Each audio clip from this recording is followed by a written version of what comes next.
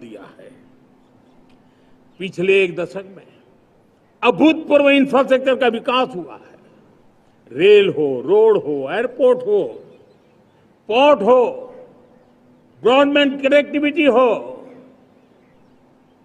गांव-गांव नए स्कूल बनाने की बात हो, जंगलों में स्कूल बनाने की बात हो, दूर सुदूर इलाकों में अस्पताल बनाने की बात हो, आरोग्य मंदिर बनाने की बात हो, मेडिकल कॉलेजों का काम हो, आयुष्मान आरोग्य मंदिरों का निर्माण चलता हो, 60,000 से ज्यादा अमृत सरोवर बने हो, 2 लाख पंचायतों तक ऑप्टिकल फाइबर नेटवर्क पहुंचा हो, नहरों का एक बहुत बड़ा जाल बिछाया जा रहा हो, 4 करोड़ पक्के घर बनना, गरीबों को एक नया आश्रय मिलना, 3 करोड़ नए घर बनाने के संकल्प के साथ आगे बढ़ने की हमारी कोशिश हो।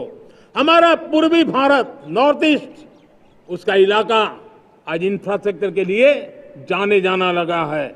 और हमने ये जो कायाकल्प किया है, उसका सबसे बड़ा लाभ समाज के उन वर्गों तक हम पहुंचे हैं जो ग्रामीण सड़कें वहां बनी है जिनकी तरफ कोई देखता नहीं था, जिस इलाकों को नहीं देखता था, जिन गांवों को नहीं देखता था। दलित हो, पीड़ित हो, शोषित हो, वंचित हो, पिछड़े हो, आदिवासी हो, जंगल में रहने वाले हो, दूर सुदूर पहाड़ों में रहने वाले हो, सीमावर्ती स्थान पर रहने वाले हो, हमने उनकी आवश्यकता की पूर्ति की है। हमारे मछुआरे भाई बहनों की आवश्यकताओं को पूरा करना, हमारे पशुपालकों के जीवन को बदलना, एक प्रकार से सर्वांगीण विकास का प्रयास हमारी नीतियों में रहा, हमारी नीयत में रहा है, हमारे रिफॉर्म में रहा है, हमारे कार्यक्रमों में रहा है, हमारी कार्यशैली में रहा है। और उस सबसे बड़ा लाभ मेरे युवाओं को होता है। उनको नए नए अवसर मिलते हैं, नए नए क्षेत्र में कदम रखने का उसके लिए संभावनाएं बन जाती है। और वही तो सबसे ज्यादा रोजगार दे रहा है। और सबसे ज्यादा रोजगार प्राप्त करने का अवसर इन्हीं समय में उनको मिला है। हमारा जो मध्यम वर्गीय परिवार है, मध्यम वर्गीय परिवार को क्वालिटी ऑफ लाइफ, वो स्वाभाविक उसकी अपेक्षा रहती है। वो देश के लिए बहुत देता है, तो देश का भी दायित्व है कि उसकी जो क्वालिटी ऑफ लाइफ पे जो उसकी अपेक्षाएं हैं, सरकार की कठिनाइयों से मुक्ति की उसकी जो अपेक्षाएं हैं, उसको पूर्ण करने के लिए हम निरंतर प्रयास करते हैं। और मैंने तो सपना देखा है कि 2047 जब विकसित भारत का सपना होगा तो उसकी एक इकाई ये भी होगी कि सामान्य मानव के जीवन में सरकार की दखलें कम हो, जहां सरकार की जरूरत हो वहां अभाव न हो, और जहां सरकार की बेकारण प्रभाव भी न हो, इस प्रकार की व्यवस्था पर हम प्रतिबद्ध हैं। मेरे प्यारे देशवासियों, हम छोटी छोटी जरूरतों पर भी ध्यान देते हैं, हम छोटी छोटी आवश्यकताओं पर ध्यान देते हैं और उसको लेकर हम चलते हैं। चाहे हमारे गरीब का घर का चूल्हा जलता रहे, गरीब की मां को कभी आंसू पी करके सोना न पड़े, और इसके लिए मुफ्त इलाज की योजना हमारी चल रही है। बिजली, पानी, गैस अब सैचुरेशन के मूड पर है। और जब हम सैचुरेशन की बात करते हैं वो 100% होता है। जब सैचुरेशन होता है तो उसको जातिवाद का रंग नहीं लगता है। जब सैचुरेशन होता है तो उसमें पांथिकता का रंग नहीं लगता है। जब सैचुरेशन का मंत्र होता है तब सच्चे अर्थ में सबका साथ सबका विकास का मंत्र साकार होता है।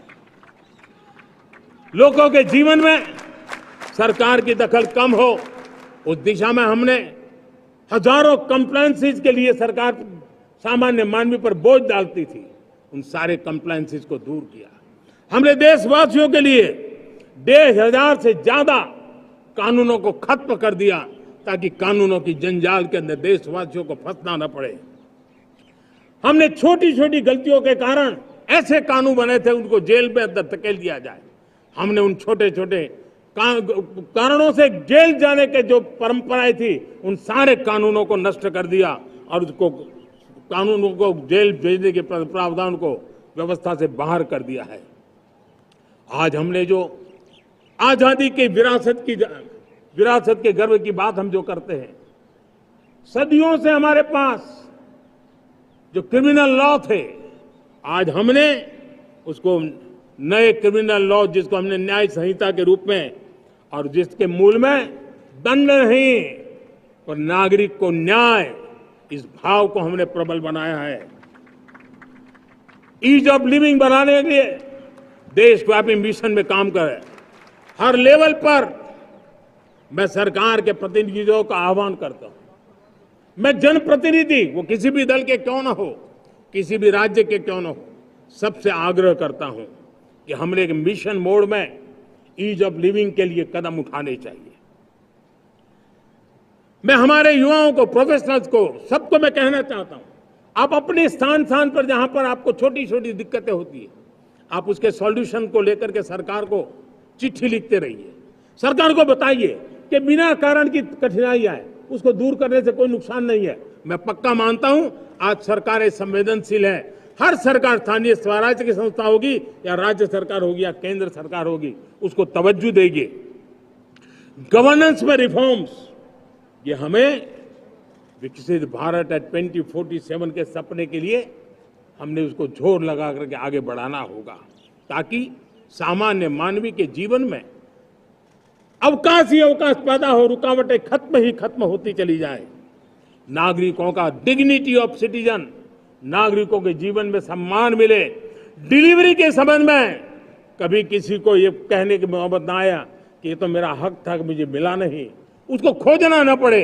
सरकार के गवर्नेंस में डिलीवरी सिस्टम को और मजबूती चाहिए। आप देखिए, देश में जब हम रिफॉर्म की बात करते हैं, आज देश में करीब करीब 3 लाख संस्थाएं काम कर रही है, चाहे पंचायत हो, नगर पंचायत हो, नगर पालिका हो, महानगर पालिका हो, यूटी हो, स्टेट हो, डिस्ट्रिक्ट हो, केंद्र, छोटी मोटी 3 लाख करीब करीब इकाइयां हैं। अगर ये हमारे 3 लाख इकाइयों को मैं आज आह्वान करता हूं कि अगर आप साल में अपने स्तर पर जिन चीजों की जरूरत है सामान्य मानवी के लिए 2 रिफॉर्म करें, ज्यादा नहीं कह रहा हूं मेरे साथियों, एक पंचायत हो, एक राज्य सरकार हो, कोई विभाग हो, सिर्फ 1 साल में 2 रिफॉर्म और उसको जमीन पर उतारें। आप देखिए, हम देखते ही देखते 1 साल में करीब करीब 25-30 लाख रिफॉर्म कर सकते हैं। जब 25-30 लाख रिफॉर्म हो जाए तब सामान्य मानवी का विश्वास कितना बढ़ जाएगा, उसकी शक्ति राष्ट्र को नई ऊंचाई पर ले जाने में कितनी काम आएगी।